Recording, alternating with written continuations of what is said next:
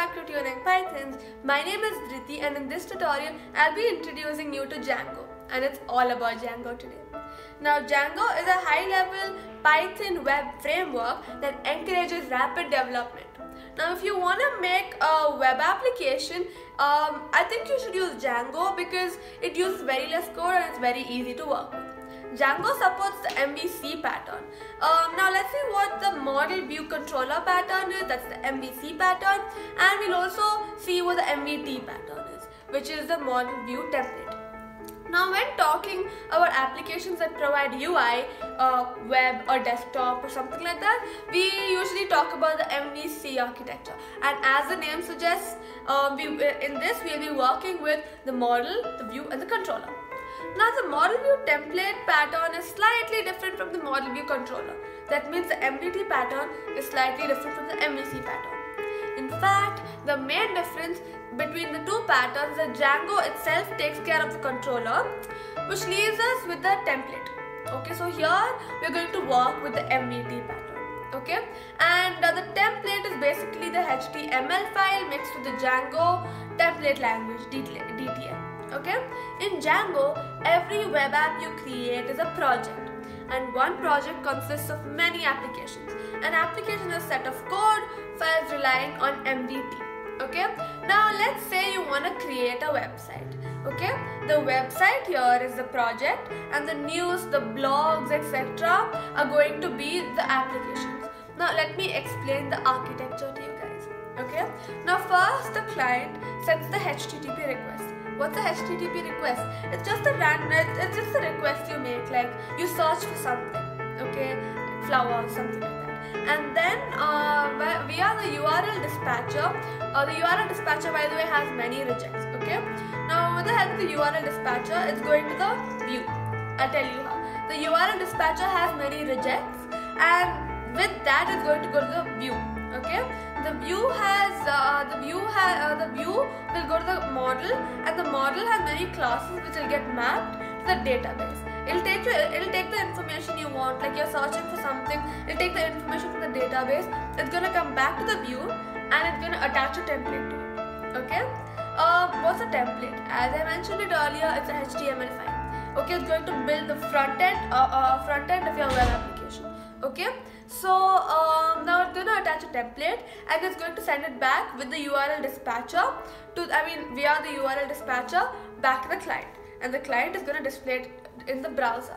Okay, now moving on to the project structure. There's something called manage.py and my project subfolder. Let's look at manage.py first. Now, this is where you run most of the things to just check if it's working or not. Okay, now if you want to run the first thing, you type run server 8000. There are many commands you can give, like run server 8000, migrate, all these commands.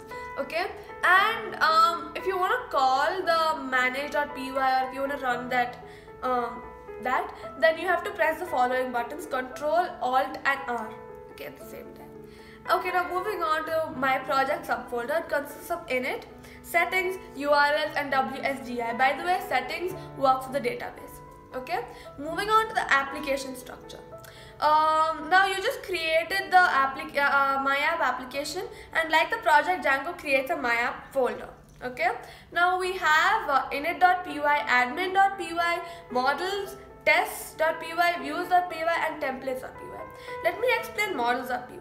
Models.py have these classes, okay, which is and these classes are going to be mapped to the database, and that will help you create the objects. Okay, the template is, as I mentioned it earlier, the HTML file. You can create the template with the help of HTML to make the front end. Okay, and views are going to help you create the template. So let's move on to the computer so that I can show you all what I just explained. So guys, let's continue. As you can see, I've not opened PyCharm, but I've opened PyCharm Pro because we're gonna do Django. Okay, now first I'm gonna show you how to create a new project, and then after that I'm going to introduce you to all the files like URL, settings, templates, etc. with my already existing project. Okay, let's first learn how to create new project. click on create new project. We have Untitled 3. This is the name of our project. Okay, remember we're not doing Python, we're not doing a Python file here, we're doing Django, so we have to change this in. Once you click on Django over here, from Python to Django, you'll find an option called more settings. You click on that and you have application name. I'm gonna name this my app 1.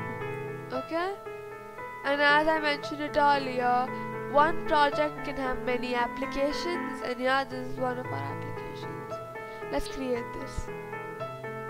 Now here you can't see any files, but this is the place you get to see all the files. Okay, so you click here, you can see these, you click here, you can see these, and if you click here, you can see these.